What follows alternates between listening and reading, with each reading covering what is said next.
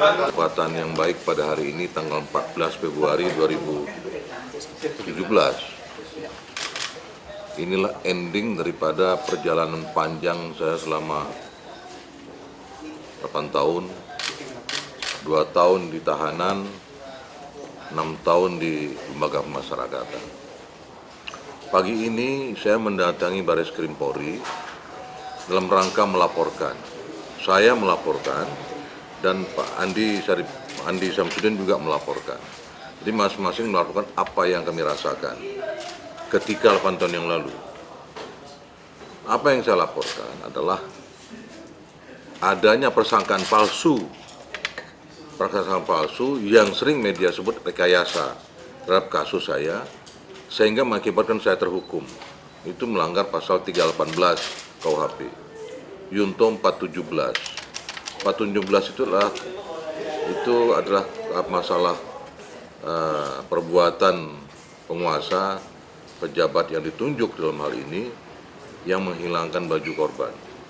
Tapi di 417 itu tidak menyebut baju korban, menghilangkan, menghapus, apalah segala macam situ. Nah, itu saya laporkan juga pada hari ini. Tentunya nanti penyidik saya persilahkan, mau butuh saksi siapa, kami siapkan, dan bagaimana nanti konstruksi hukumnya silahkan mereka. Tapi yang penting adalah saya minta laporan saya ini tidak seperti laporan saya pada waktu SMS di Polda itu. Minta segera ditindaklanjuti. Siapa pembuat rekayasa itu ya bertanggung jawab secara hukum. Pertanyaan saya untuk wartawan, tolong dijawab. Waktu saya tanggal 4 Mei 2009 saya ditahan. Anda tahu kan? Pada waktu itu alat bukti saya apa? Hah? SMS. Sudah tahu kapan SMS itu dibikin? Dugaannya setelah saya ditahan. Artinya tahan dulu baru menyiapkan alat bukti. Untuk itulah ini saya laporkan, saya minta Baris Krim Mabes Polri mengelaborasi ini semua, mencari kebenarannya dari segi prosedur penanganan perkara dan lain-lain. Karena apa? Saya korban. Berapa kerugian saya? Tapi sekali lagi kerugian itu semua dalam rangka upaya pemulihan nama baik.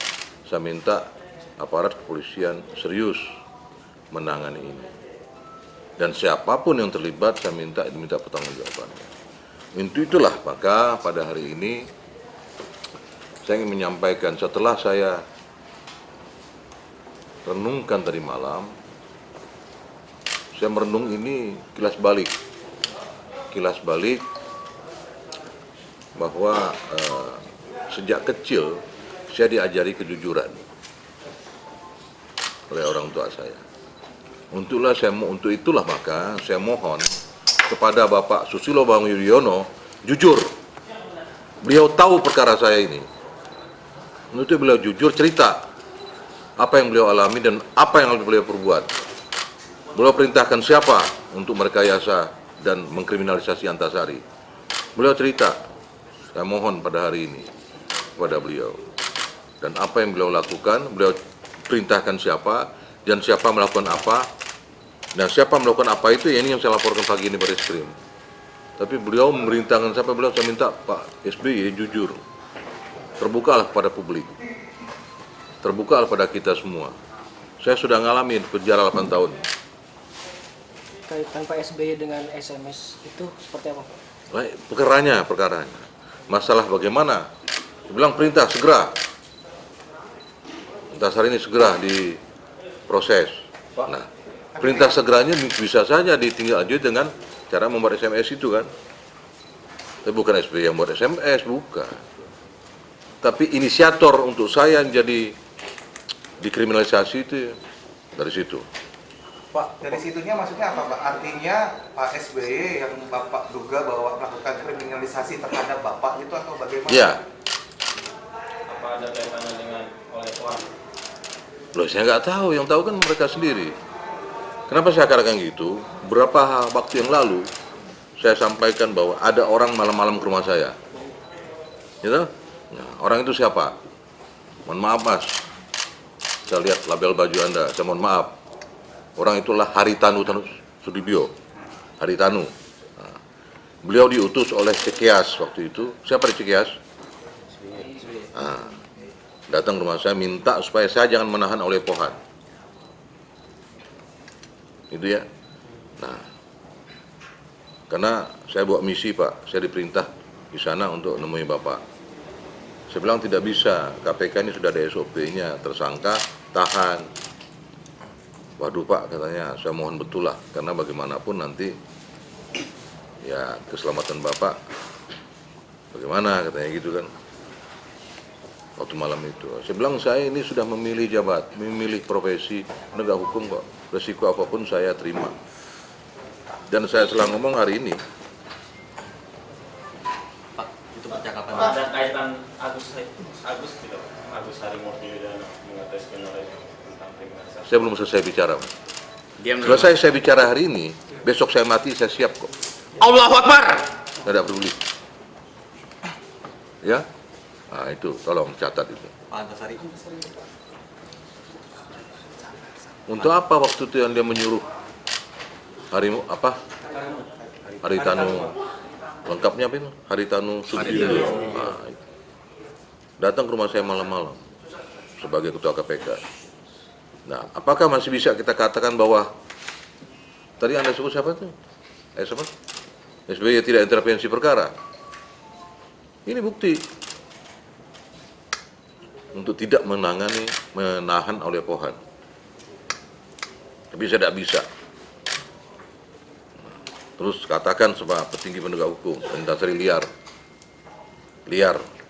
tidak bisa dikendalikan lagi. Proses. Inilah yang terjadi.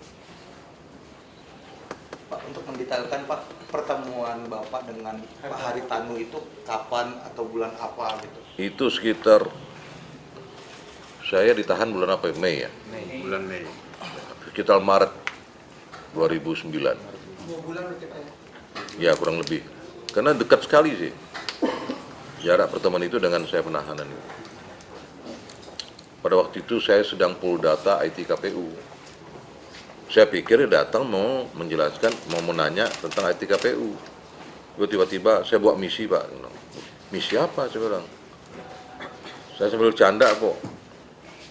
Maksud rasa saya kok misi itu misi kesenian, dia bilang gitu kan. Enggak Pak, ini serius Pak, saya bawa misi dari Cekias ke sini. Loh, siapa Cekiasnya itu? Disebut nama. Nah, dia minta misi itu adalah supaya Bapak jangan menahan oleh Pohan. Saya bilang saya tidak bisa. Harus saya tahan, saya bilang, karena sudah SOP di KPK. Waduh Pak, kalau saya tidak bisa ngomongin apa target, saya pulang. Ini saya ditunggu nih sekarang, saya pulang katanya untuk laporannya. Ya laporkan aja, sudah ketemu saya sudah menjelaskan seperti itu. Mohon maaf tidak bisa memenuhi permintaannya. Jawab aja seperti itu. Saya bisa ditendang nih Pak, kata dari Cekias. Loh, itu urusan Anda, saya bilang. Tapi Bapak juga harus hati-hati katanya gitu. Nah, sudah kok, saya sudah memilih jabatan penegak hukum itu risiko saya. Kasus Bapak ini yang dia dari Bapak ini rekayasa semua berarti Pak ya? Iya, ya SMS itu siapa yang buat? Satu, siapa yang buat SMS itu? Yang didakwahkan pada saya. Yang saya laporkan juga hari ini, saya laporkan juga ke Polda. Tidak bergerak-bergerak, saya limpahkan kemari. Ya kan? Nah, karena kalau tanpa SMS itu saya fakta apa yang saya bisa terlibat dan dilibatkan. Yang kedua, bajunya korban itu kemana? Kenapa dihilangkan? Ketiga, proyektil akibat mati korban. Saya kira ini sudah setiap tahun lah kita gulirkan kejanggalan-kejanggalan ini kan. Belum lagi yang lain-lainnya. Nantilah proses penyidikan ini saya harapkan dan saya yakin dengan tim yang ada ini akan terbuka. Dan sekali lagi, siapapun dalam kapasitas apapun dia terlibat, saya minta diproses. Saya bukan dendam, tapi inilah mengungkap kebenaran seperti kalian tanyakan sama saya. Inilah mengungkap kebenaran. Pak, kenapa baru ngomong sekarang? Karena saya nilai sekarang baru tepat waktunya. Tepat dalam arti? Hah? Tepat dalam arti apa? Saya. apakah artinya pada saat di penjara Bapak memang mendapatkan intimidasi juga dari di era rezimnya Pak SBY itu atau bagaimana? Tadi kan sudah janji tidak ada pertanyaan. Udah cukup ya. Saya kira itu saya ke dalam mau tanda tangan laporan, habis itu saya mau pulang. Tapi yakin Ya. Pak ya, aktor intelektualnya dari Cikeas Pak ya, atas kriminalisasi yang Kata Hari Tanu Sudibyo. Pak, Saya hanya mengulangi kalimat dia. Pak,